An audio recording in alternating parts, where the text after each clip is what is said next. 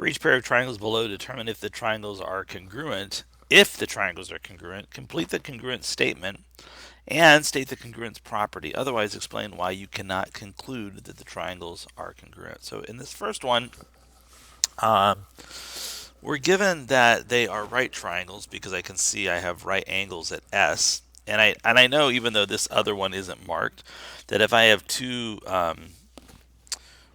triangles that are forming a linear pair, they have to add up to 180. So both of those are right angles. Therefore, both triangles are right triangles. We clearly have hypotenuses being marked congruent with these tick marks, and they share this leg, right? They share that leg. So these triangles are congruent because of the hypotenuse leg congruence condition. And the triangle that goes with SQP would be triangle SQR, right? SQP goes with SQR. Let's see the next triangle, triangle EDG. Well, I can tell that these triangles are going to be congruent. First of all, you can see I've got this pair of angles here. I've got this pair of angles, and they share this side. They share this side GE. It's common to both of them.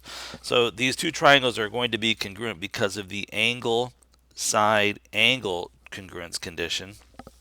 And we see that triangle E to D to G has to go with triangle G to F to E.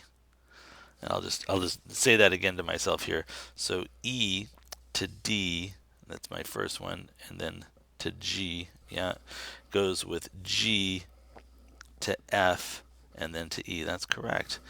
And then the last one is this triangle.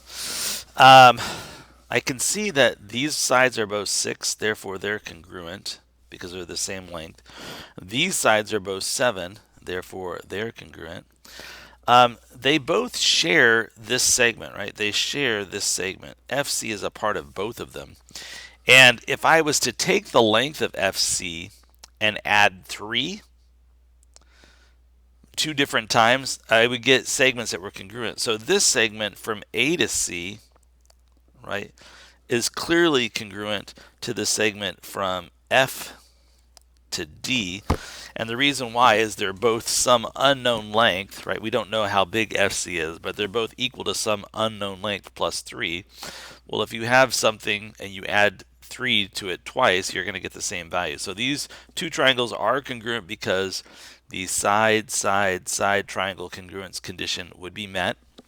And triangle A to B to C, I started with A to B to C, would go with DEF, triangle D to E to F. So A to B is that 7 unit side, D to E is 7 units, and then B to C is 6, and E to F is 6. So I did line up the corresponding parts there.